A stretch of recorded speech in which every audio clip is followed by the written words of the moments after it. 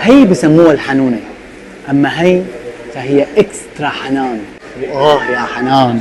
المشهد اللي حتشوفوه هلأ يا جماعة زائد 18، فإذا كان قلبك ضعيف وما بتتحمل المشاهد الجريئة اصحك تكمل هذا الفيديو. أنا عم بحكي على كمية كبيرة من الجبنة والصوصات.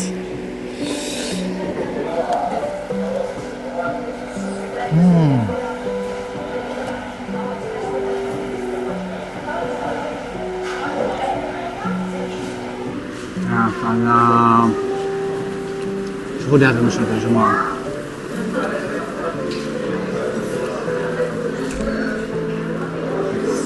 نحن عم نحكي عن جبنة اشوان، جبنة شيدر وصوص الباربيكيو، اما هي فهي اكسترا حنان.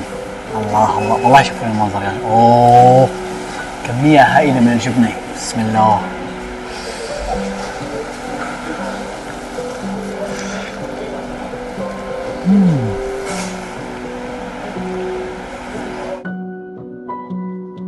إذا لساتك عم تكمل الفيديو لهلا فأنت من أصحاب القلوب القوية.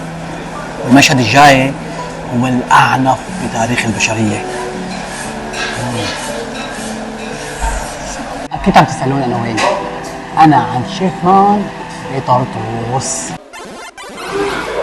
هون عند شيف مان شعار هو نحن بنفهم كرشة، وبصراحة كثير صعب حدا يفهم كرشة، بس واضح. شو واضح؟ أكيد إنه هذا المنظر واحد من أفضل المناظر اللي حتشوفوها بحياتكم. نحن عم نحكي على تشيز برجر يا جماعة اسمه لافا. كمية الجبنة رهيبة على فكرة.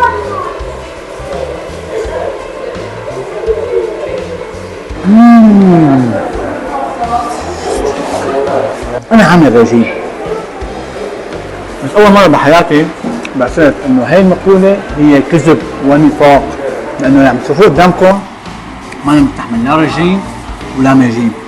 أصلاً اللي بيعمل رجيم ضعيف قدام هيك أفراد. خلينا ننتقل للجبنة. ليكوا القرمشة هيك. الله هذا الصوت رائع على فكرة. خلينا نشوف قلبها. شايفين؟ بسم الله. نجربها مع الصوص مع المايونيز. انك تيجي على طرطوس وتشوف كواليتي شغل واكل بهذا الجودة وبهي الظرافة، فهذا الموضوع ابدا ابدا مو عادي. نصيحة كل حدا بيجي على طرطوس يجي يجرب هذا الاكل، رائع على فكرة. واو. خلينا نروح لهذا الاختراع اللي هو خاص بشيف مان. انا شايف بطاطا، شايف انا دجاج، شايف مخلل، مجموعة هائلة من الصوصات. هلا مثل ما عملوا لي انه هي خلطة خاصة بمحل شيف مان. خلينا نجرب شيء من كل الانواع.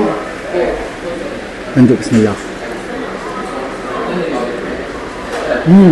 اذا كنتم عم تعانوا من الام بالمفاصل، بالعمود الفقري، بالفخذ، كل انواع الاوجاع، الاكل يا جماعة هو اللي بيطيبكم. وهنا عند شيف مان ما شاء الله الاكل جودة اولى وعالمية. كمان بيتزا هون. الله الله الله الله. انا بدون ما اشوف رح فرجيكم بس المطة. بسم الله الرحمن الرحيم.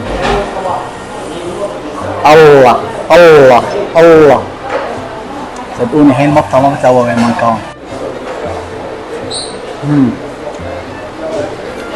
انا بس بدي افرجيكم كمية الجبنة الموجودة. والله يا جماعة انتم عم تتعاملوا مع مكان بيحترم نفسه وبيحترم زباينه، والطعمة خرافية خرافية. جربوا لها شيف مان. تعالوا لهون واعطوني رأيكم. روحوا بدي اكل.